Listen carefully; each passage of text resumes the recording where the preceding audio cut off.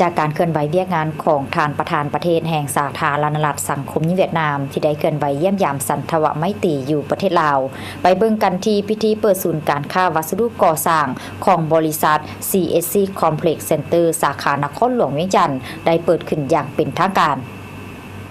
พิธีเปิดศูนย์การค้าวัสดุก่อสร้าง CSC Complex Center สาขานครหลวงเวียงจันทน์ได้เปิดขึ้นอย่างเป็นทางการในวันที่23กุมภาพันธ์ที่ผ่านมาโดยการเข้าร่วมของทานปารินีเอกสอนไซศรีพันดอนรองนายกรัฐมนตรีทานพลโทวิไลหลาคำฟองรัฐมนตรีกระทรวงป้องกันความสงบ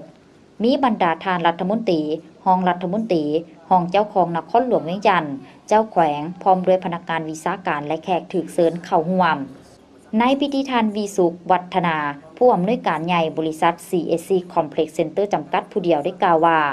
บริษัท CSC Complex Center จำกัดผู้เดียวได้สร้างตั้งขึ้นในเดือนกุมภาพันธ์ปี 2016 ที่นครปากเซแขวงจำปาสักด้วยงบประมาณในการลงทุนหลายกว่า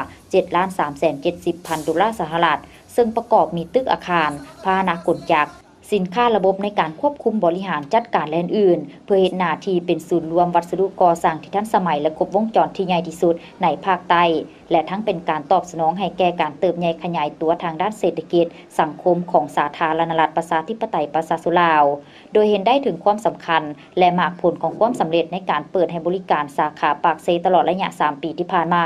และเห็นได้ท่าแฮงในการเติบใหญ่ขยายตัวทางด้านธุรกิจในต่อหน้าคณะบริหารงานบริษัทจึงได้มีการปรึกษาค้นคว้าผ่านกองประชุมสภาบริหารในการรับรองและเป็นเอกภาพการลงทุนขยายสาขาเพิ่มขึ้น2สาขาคือสาขาแขวงบุรีคำไซได้เปิดบริการในปี